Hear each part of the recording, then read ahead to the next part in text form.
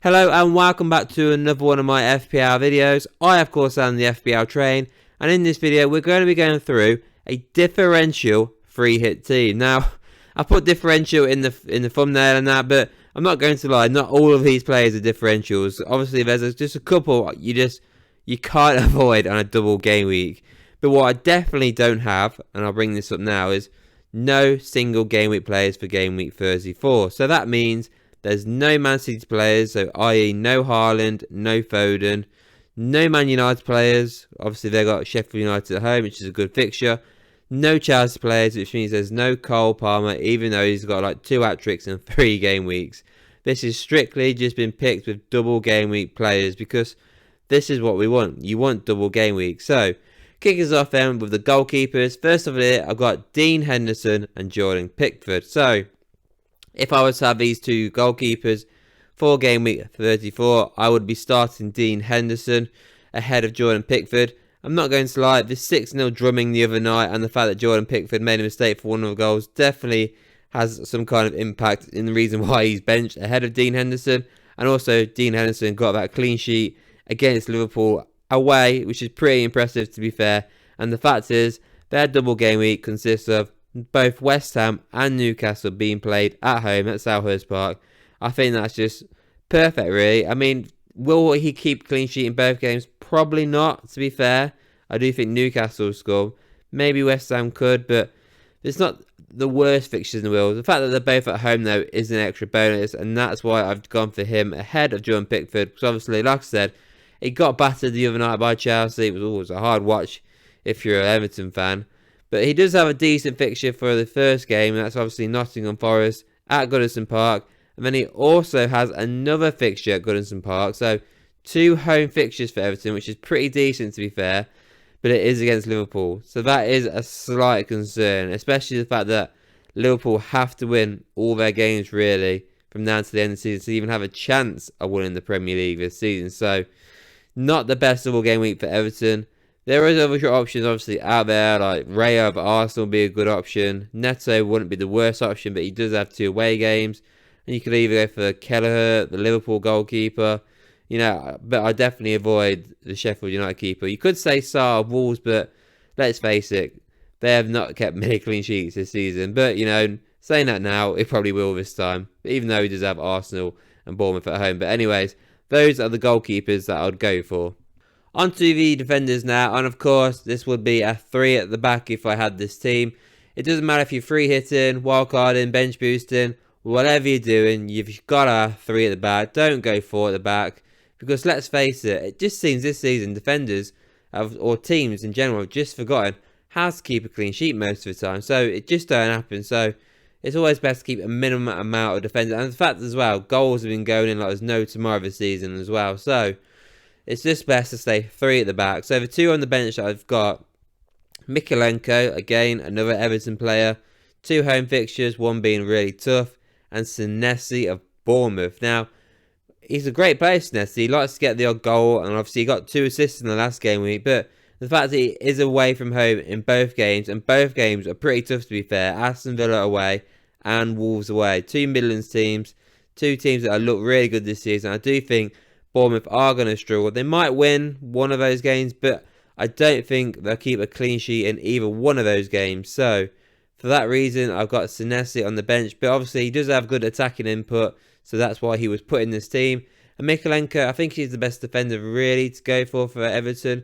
You could argue maybe Tarkowski or something like that, but I like to have somebody a little bit more attacking. But Tarkowski is a bit of a beast though when it comes to corners.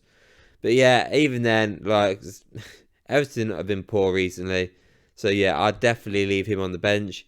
There are obviously other options to go for. But anyways, we'll look at the starting 3 I've got, which is obviously the more interesting 3. And first up in here, I've got Saliba of Arsenal. Now, first to this team, I did have Gabriel because he was the cheapest option. But then when I obviously rounded up my team and I realised how much money I had in the bank, I decided to upgrade and I went with Saliba. And that still left me with 4.6 million, should I say, in the bank on a team that was valued at just 100 million on the dot. So that is pretty impressive. Saliba, by far Arsenal's best defender. Arsenal by far the best defensive team in the league this season. They've got Wolves away and Chelsea at home now. Not the easiest two fixtures, to be fair, on paper, which is why I decided not to go for Raya as my goalkeeper. And obviously, they do have Champions League game coming up. It's going to be interesting to see how they get on Wednesday against Bayern. But for now, Wolves away, not easy at all, to be honest, going there. But I do think they can come away with a 2-0 win there. And then Chelsea at home. I mean, Chelsea have been pretty poor this season, but I wouldn't be surprised if Parma does get a goal. I can't really see anybody else scoring, to be fair. And, you never know. If they get a penalty, Chelsea, they could be fighting amongst themselves, and then they might just miss a penalty. So, yeah, I do think Arsenal could quite easily come away with 2 clean sheets there, and at the same time, they could easily not get any, just because those two teams are both very unpredictable, to be fair. Now, I've got Trent Alexander-Arnold here. Now, this one, let's face it, it is a massive, massive gamble going for Trent. Purely based on the fact that, let's face it, he's been out injured now for quite some time. His last game was in game week 24. He played 45 minutes before he went off injured, and that was against Burnley. So that was game week 24. 10 game weeks later, I'm putting him in this team. So he did come off the bench against Crystal Palace for Liverpool, played 42 minutes. Could he start? I mean, like I said, Liverpool have to win every game now this season to have a chance of winning this league title. So they're going to need one of their best players back playing, regardless of how fit he is. And for sure, Trent Alexander looks like he is back. Whether he'll play both games is not obviously guaranteed. Whether he even start either game is not guaranteed, to be fair. But he's a high risk, high reward kind of player. And the fact that he's got Fulham and Everton, they're nice fixtures to go for. Both those defenders love to concede goals, not keep clean sheets. Fulham and Everton love to concede goals. So it just makes sense, obviously, to go for them. Obviously, he's a defender, but he's such an attacking defender. You do expect him to get assists and maybe even a goal. You never know, he could get a free kick. Even though they're both away games, that doesn't bother me in the slightest. I do think Trent would be an unbelievable option, particularly as well if he does start against Fulham. That would be a great win-win there, because there's a good chance anyway he was starting against Everton. Anyways, that last one I've got on here is Tyreek Mitchell. Again, coming off a great, what was it, 12 points we got in the last game week for Crystal Palace against Liverpool. Absolute storming performance from him. He's very consistent for Crystal Palace. Starts pretty much every game unless he's got like an illness or an injury. If he doesn't have any of them, he will be starting for Crystal Palace. And his 2 fixtures, like I mentioned, Henderson, they're both home fixtures. So it's got to be a bonus. It's got to be a better chance there of keeping 1 clean sheet. Because obviously if they do keep 1 clean sheet and only score 1 goal in the next game, that's an 8-pointer right there. And that's providing he doesn't get any kind of assist, goal, or bonus points. So yeah, I do think Tyreek Mitchell would be a pretty decent shout. With the midfielders then, it's a 5-man midfield. And like I said before, no Man City players in it. So there's no Foden and there's not going to be any Man United players, which means there's no Bruno Fernandes, even though he's in some hot form right now and he's playing against a very, very weak team. Starting us off then, we'll go for the guys that definitely aren't differentials. And I've got Mo Salah in here. I mean, you can't not have Mo Salah. I mean, I've got him in my team, obviously already, for those who haven't seen my team before. And for sure, he would be my captain, double game week.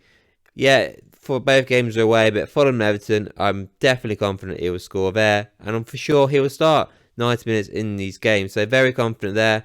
Obviously, it's going to be interesting to see what Liverpool do on Thursday night, because they've got Atalanta in the Europa League, and of course they're 3-0 down and they've got to come back. So it'd be interesting to see if Klopp decides to go, nah, we don't need this and we've got to go for the title, and he rests Salah, or if he gives Salah 90 minutes. So there is that issue. You never know, he could get injured in that game and I'll have to rewrite this team. Well, not really rewrite it, but just do a replacement. Same really with Saka, another guy who's clearly not a differential. He's just somebody you got to go with. Like Salah, he's the captain. Well, not the captain. He's the penalty taker. He's the guy that's more than likely going to get you a goal or an assist. So it just makes sense to go for him. Wolves away, Chelsea at home. Not the worst fixtures in the world. I can see him do well there, especially because obviously they did drop points in the last game week, just like Salah did. I expect both of these two guys to absolutely kill it this game week. I've got Hwang in here. Another big gamble of a player to go for, like Trent, because this guy's been out injured for quite some time himself, and he did come back in the last game week for Wolves. So I figured, you know what? Hwang at the start of the season, before he got injured, was absolutely phenomenal for Wolves. He got 10 goals and 3 assists just out of, what was it, 18 starts or something like that for Wolves? 18 or 19, something like that. He absolutely crushed it, right? And then he got injured. He came back against Forest, got 31 minutes under his belt. Is he going to be fit enough to play starting against Arsenal? Not so sure, to be fair. Can't really say he definitely will. You'd have to wait for like a press conference, really, to find out more.